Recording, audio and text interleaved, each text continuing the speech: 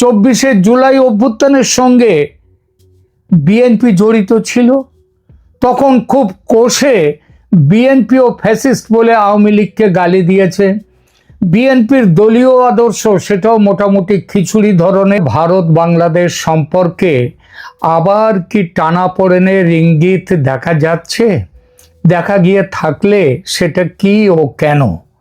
সম্প্রতি ভারতের পররাষ্ট্রমন্ত্রী এস জয়শঙ্কর নয়াদিল্লিতে একটি দীর্ঘ মিটিং করেছেন ভারতে অবস্থিত বাংলাদেশের রাষ্ট্রদূতের সঙ্গে। সেখানে যে আলোচনা হয়েছে স্বাভাবিকভাবেই সেটা জ্বালানি সরবরাহ, জল চুক্তি ও বাণিজ্য নিয়ে কথা, কিন্তু তার বাইরে আর কিছু। ভারত যে কিছু বিষয়ে বাংলাদেশের ওপর এই মুহূর্তে খুব একটা খুশি নয় এমন একটা কথা শোনা যাচ্ছে। সেটা কি ঠিক? এই নিয়ে দু চার কথা। নয়াদিল্লির সাউথ ব্লকের রুদ্ধদ্বার বৈঠক থেকে শুরু করে ঢাকার সচিবালয় সর্বত্রই এখন একটি প্রশ্ন, বাংলাদেশ ভারত সম্পর্কের বরফ কি গলছে, নাকি নির্বাচনের সময় ও তারপরে গত কিছুদিন ধরে বরফ গলার যে পর্বটা একটু করে শুরু হয়েছিল সেটা কি আবার শক্ত হয়ে যাচ্ছে? গত কয়েকদিন ধরে দিল্লির সাউথ ব্লকে যে পর্দা ঘেরা আলোচনা চলছে তার উত্তাপ এখন ঢাকা পর্যন্ত পৌঁছেছে। ভারতের পররাষ্ট্রমন্ত্রী এস জয়শঙ্কর বাংলাদেশের হাই কমিশনারের সঙ্গে দীর্ঘ বৈঠক করেছেন। এটা কিন্তু খুব একটা স্বাভাবিক নয়, এবং এই বৈঠকের পরেই এমন খবর আসছে যে এপ্রিল মাসের সম্ভবত প্রথম সপ্তাহেই বাংলাদেশের পররাষ্ট্রমন্ত্রী ডক্টর খলিলুর রহমান তিনি আসছেন নয়াদিল্লিতে ভারতের পররাষ্ট্রমন্ত্রী জয়শঙ্করের সঙ্গে বৈঠক করবার জন্যে। সরকারিভাবে হাই কমিশনারের সঙ্গে দীর্ঘ বৈঠক করার পরেই কিন্তু এই বৈঠককে দ্বিপাক্ষিক স্বার্থ বলা হলেও আমরা জানি এর ভেতর লুকিয়ে আছে গঙ্গা জল চুক্তির জটিল পাটিগণিত, বাণিজ্যের কঠিন শর্ত, আর সবচেয়ে বড় কথা বাংলাদেশে আওয়ামী লীগের রাজনৈতিক ভবিষ্যৎ। আজ আমরা আলোচনা করব কেন শুধু ভারত নয় গোটা বিশ্ব এখন ঢাকার ওপর এক ধরনের অদৃশ্য চাপ তৈরি করছে এবং তারেক রহমান সরকার সেই চাপ সামলাতে কতটা প্রস্তুত। শুরুটা করি জল দিয়ে।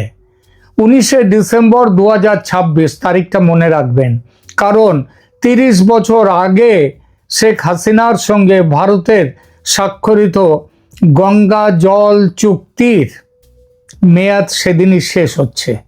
ভারত এবার এই চুক্তিতে আমূল পরিবর্তন চাইছে। কি সেই পরিবর্তন? এক, সময়সীমা ভারত এবার 30 বছরের লম্বা চুক্তিতে যেতে নারাজ। দিল্লি চাইছে 15 থেকে 20 বছরের ছোট মেয়াদি চুক্তি। কারণটা হচ্ছে জলবায়ু পরিবর্তনের ফলে পানির স্তর কমে গেলে চুক্তিটি দ্রুত পর্যালোচনা করা যাবে। দ্বিতীয়ত, ফরাক্কা ও কলকাতা বন্দরের নাব্যতা।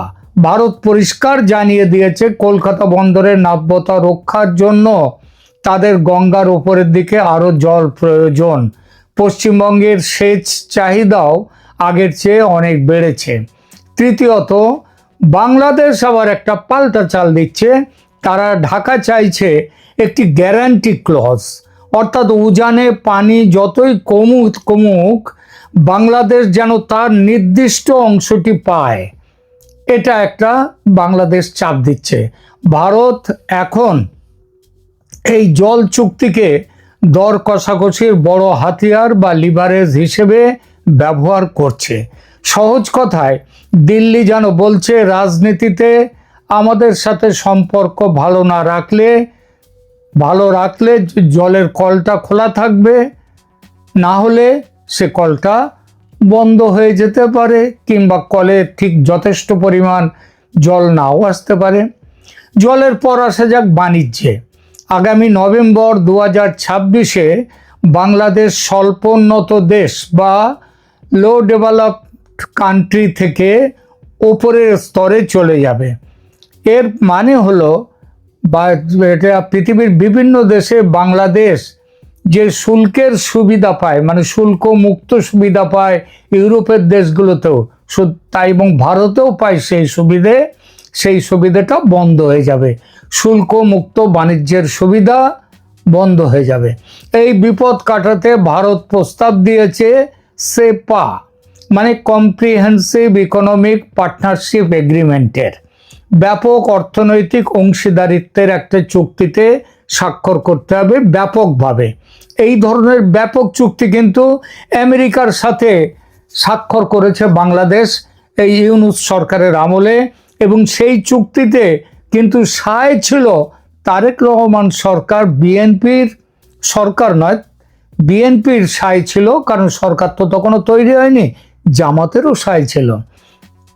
ভারত চাইছে বাংলাদেশ তাদের বিনিয়োগের 100% আইনি সুরক্ষা, মানে ভারতের শিল্পপতি, ভারত সরকার বাংলাদেশে যে বিনিয়োগ করবে তার 100% আইনি সুরক্ষা দিতে হবে, যাতে মানে ভবিষ্যতে কোনোদিন ওই দেশের অভ্যন্তরীণ রাজনীতির চাপে এই সমস্ত প্রকল্প যাতে বিপদে না পড়ে। এছাড়া সেবা খাতে, সার্ভিস সেক্টর, ব্যাংকিং, আইটি ইত্যাদিতে ভারতীয় কর্মীরা যাতে সহজে বাংলাদেশে যেতে পারে সেইটা চাইছে। ঢাকা ভয় পাচ্ছে কি? ঢাকা ভয় পাচ্ছে যে এই চুক্তি হলে ভারতের বড় কোম্পানিগুলো বিনিয়োগ করবে ঠিকই, তাতে বাংলাদেশের শিল্প বিনিয়োগ বাড়বে, উন্নত হবে, অর্থনীতি মজবুত হবে, কিন্তু এর ফলে বাংলাদেশের বাজার দখল করে নেবে ভারত। কিন্তু আবার চুক্তি না করলে বাংলাদেশকে রপ্তানিতে 10 থেকে 15% অতিরিক্ত শুল্ক গুনতে হবে। জয়শঙ্করের টেবিলে এই বাণিজ্যের ফাইলটি এখন একটি স্রেফ অর্থনৈতিক দলিল নয়, এটি ঢাকার ওপর দিল্লির একটি অর্থনৈতিক চাপের পরোক্ষ হাতিয়ার। এরপর আছে দু দেশের মধ্যে যাতায়াত ও ট্রানজিট সুবিধার বিষয়গুলো। এই ব্যাপারে যেসব কাজ চলছিল ভারতের পক্ষ থেকে বাংলাদেশে ইউনূসের আমলে, সেখানে পূর্ণচ্ছেদ পড়ে গেছে। ভারত বাংলাদেশ দু দেশের পারস্পরিক স্বার্থ আছে কিন্তু এই চুক্তিগুলো সবগুলোতে।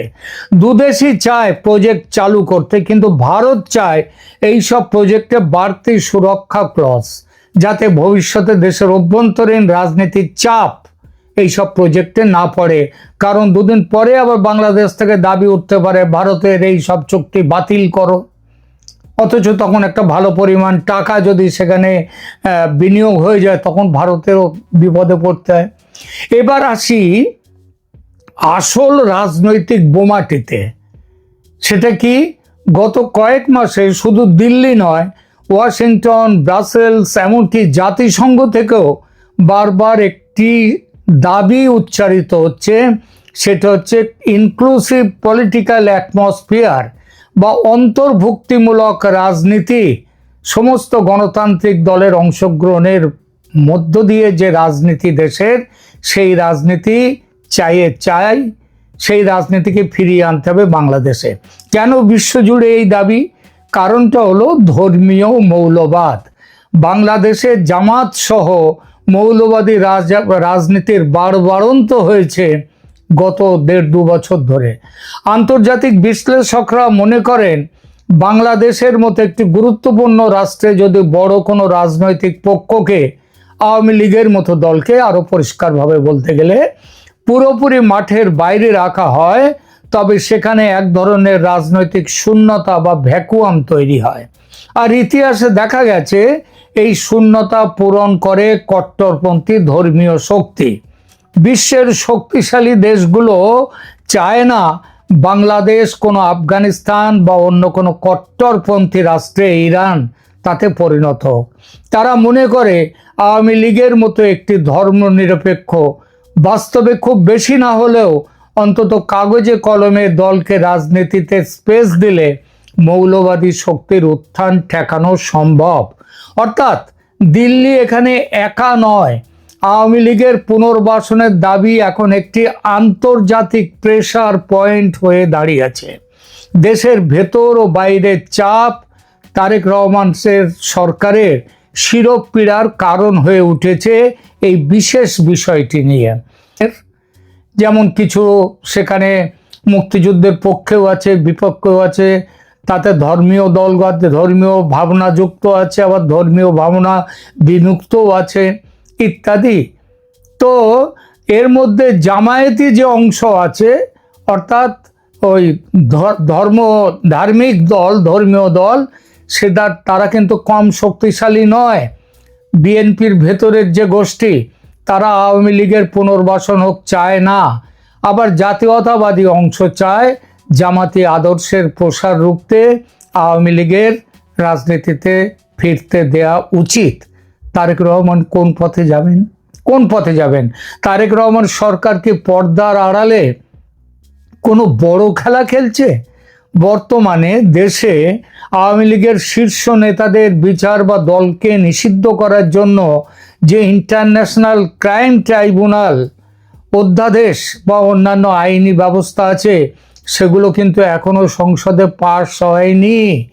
নিয়ম অনুযায়ী অধ্যাদেশ বা অর্ডিন্যান্সের মেয়াদ থাকে সীমিত।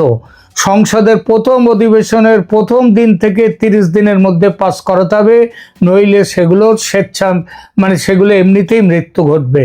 যদি সরকার ইচ্ছে করে এগুলো সংসদে পাস না করে এবং এর মেয়াদ শেষ হয়ে যেতে দেয়, তবে আইনগুলো আপনা আপনি কিন্তু অকার্যকর হয়ে যাবে। প্রশ্ন হলো, তারেক রহমান কি দিল্লির এবং আন্তর্জাতিক চাপ সামলাতে এই সাইলেন্ট কিলিং বা নীরব যে হত্যার তার পথ খুঁজছেন? নীরব হত্যা অধ্যাদেশগুলোকে, অর্থাৎ মুখে কঠোর অবস্থান নিলেও আইনিভাবে আওয়ামী লীগকে ফিরে আসার সুযোগ তাদের করে দেওয়ার কথা কি ভাবছে? এতে করে সাপও মরবে, আবার লাঠিও ভাঙবে না। ভারতও খুশি হলো, আবার সরাসরি দেশের মধ্যেকার যারা এখন বিরোধী পক্ষ, তাদের সমালোচনার মুখেও পড়তে হলো না। অন্তত সেইভাবে তো পড়তে হলো না, সমালোচনা তো হবেই। ঠিক এই চাপের রাজনীতির মাঝেই জামাত আমিরের একটি মন্তব্য লক্ষ্য করার মতো। গত 2 দিন আগে তিনি বলেছেন, চীন কখনো বাংলাদেশের অভ্যন্তরীণ বিষয়ে নাক গলায়নি। আপাতভাবে নির্বিষ মন্তব্য, কারণ এটা চীনের প্রশংসা। কিন্তু এটা কি স্রেফ চীনের প্রশংসা? মোটেও নয়। এটি ভারতের প্রতি একটি প্রচ্ছন্ন সমালোচনার তীক্ষ্ণ তীর। ভারত যখন বাংলাদেশে ইনক্লুসিভিটি আর গণতন্ত্রের কথা বলছে, তখন জামাত বেজিংয়ের কার্ড খেলছে। ভারতকে বলছে, তোমরা আমাদের ব্যাপারে নাক গলাবে না। দিল্লিকে তারা মনে করিয়ে দিতে চাইছে, তোমরা যদি ভিসা আর পানি দিয়ে চাপ দাও, তবে আমরা চীনের কোলে গিয়ে বসবো, যারা কোনো প্রশ্ন ছাড়াই বাংলাদেশের যে সরকারই থাকুক না কেন তাদের সমর্থন দেয়। দিল্লি এতে রীতিমতো অগ্নিশর্মা, কারণ ভারতের একদম গায়ের কাছে চীনের এই প্রভাব বৃদ্ধি ভারতের জাতীয় নিরাপত্তার জন্যে এক মহাবিপদ। ভারত কখনোই চায় না তার নর্থ ইস্টার্ন সেক্টর যে রাজ্যগুলো, সেগুলো বিপদে পড়ুক। ভারত কখনোই চায় না বাংলাদেশের মধ্যে মৌলবাদী এবং সন্ত্রাসবাদী শক্তির বৃদ্ধি হোক, কারণ সেই আগুন ভারতেও লাগবে, তখন ভারতেও তার আঁচ পাবে। সুতরাং ভারত চায় না তার পেটের মধ্যে যার অবস্থান, সেই দেশ চীনের সঙ্গে দরম মহরম করুক, সন্ত্রাসবাদের সঙ্গে দরম মহরম করুক। পরিশেষে বলা যায়, ইনক্লুসিভ রাজনীতির জন্য বাংলাদেশ ভারত সম্পর্ক এখন একটি কোল্ড ওয়ার বা স্নায়ু যুদ্ধের মধ্য দিয়ে যাচ্ছে। একদিকে দিল্লির ভিসা ও বাণিজ্যিক চাপ, অন্যদিকে ঢাকার চীনা কার্ড, অভ্যন্তরীণ রাজনীতির চাপ এবং আইনি ধোঁয়াশা। ভারত যদি সত্যি আওয়ামী লীগের পুনর্বাসনকে সেই সম্পর্ককে শর্ত বানায়, তবে ঢাকার বর্তমান সরকারের জন্য তা হবে আগুনের ওপর দিয়ে হাঁটা। কিন্তু এটাও মনে রাখতে হবে, চোখ বুজে থেকে থাকলে প্রলয় কখনো থেমে যায় না। সমস্যা দূর করতে গেলে খোলা চোখে সমস্যার দিকে দেখতে হয়, সিদ্ধান্তের কথা ভাবতে হয়, সিদ্ধান্ত নিতে হয়, দাঁড়িপাল্লায় তুলতে হয় লাভ ক্ষতির হিসেব, যেটাই দেশের বেশি লাভ সেটা নিতে হয়। ইউনূসের 18 মাসের শাসন দেখিয়েছে বাংলাদেশের লাভ কোথায়। ভারতের সঙ্গে ফালতু পাঙ্গা নিলে কাজের কাজ কিছু হয় না, হবে না, তাতে বরং পিছিয়ে যাবে দেশ, ভুগবে সাধারণ মানুষ। মানচিত্র কেটে শাসকরা দুই রাষ্ট্রের সীমানা আলাদা করে দিয়ে গিয়েছিল, কিন্তু সীমানা মানচিত্রের ওপর দিয়ে কাঁচি চালালেই কি সীমানা, মানচিত্র কাটলেই কি দেশের সীমানা কাটা যায়? যায় না, কারণ তাদের মধ্যে চাইলেই বিচ্ছিন্ন হওয়া যায় না। সম্পর্ক বাইরে বিচ্ছিন্ন, কিন্তু ভেতরে সম্পর্কের টান থাকতেই হবে। ভারত এবং বাংলাদেশ তাদের অবস্থানগত কারণে অবিচ্ছেদ্য, তাদের সংস্কৃতিগত কারণেও অবিচ্ছেদ্য। সুতরাং সমস্যা না বাড়িয়ে বিএনপির তারেক সাহেব বা তার কোনো উপযুক্ত প্রতিনিধি অবিলম্বে আওয়ামী লীগের সাথে আওয়ামী লীগ সম্পর্কে একটা সিদ্ধান্ত নিন। আলোচনায় বসুন, প্রয়োজন হলে আওয়ামী লীগের উপযুক্ত নেতৃত্বের সঙ্গে। দেশে গণতান্ত্রিক রাজনৈতিক পরিবেশ ফিরিয়ে আনাটা কিন্তু খুব দরকার।